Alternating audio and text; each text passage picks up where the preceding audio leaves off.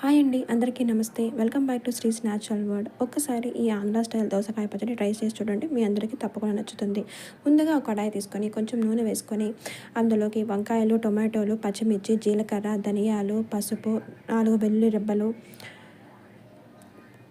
కొత్తిమీర, కరివేపాకు అన్నీ వేసి బాగా వేయించుకోవాలి. వేయించుకున్న మిశ్రమాన్ని కాసేపు చల్లారిన తర్వాత ఒక మిక్సీ జార్ తీసుకొని అందులోకి రుచికి సరిపడినంత ఉప్పు, తగినంత చింతపండు వేసి మెత్తగా మిక్సీ పట్టుకోవాలి. ఇందులో పచ్చి దోసకాయ ముక్కలను కూడా వేసి మిక్సీ పడుతున్నానండి.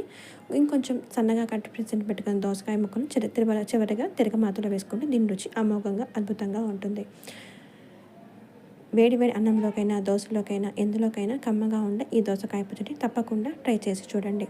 తిరగమాతకి నూనె, ఆవాలు, జీలకర్ర, పచ్చనపప్పు, ఎండుమిరపకాయ, కరివేపాకు ఇవన్నీ వేసిన తర్వాత ఈ పచ్చడిని తిరగమాత పెట్టుకోవాలి.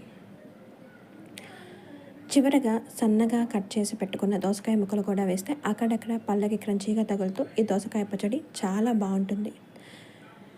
దీన్ని కొంచెం 2 to 3 మినిట్స్ సిమ్లో పెట్టి మగ్గించుకోవాలి. అప్పుడు దీని రుచి చాలా బాగుంటుంది. 2 రోజులున్నా ఏమీ పాడవదు. దోసకాయ పచ్చడి రుచి మరింత బాగుంటుంది. మీరు కూడా తప్పకుండా ఎలా వచ్చిందో ఈ రెసిపీని ట్రై చేసి కామెంట్ సెక్షన్లో తెలియజేయండి. మీ అమూల్యమైన అభిప్రాయాలను కామెంట్ సెక్షన్లో తెలియజేయండి. Thanks for watching.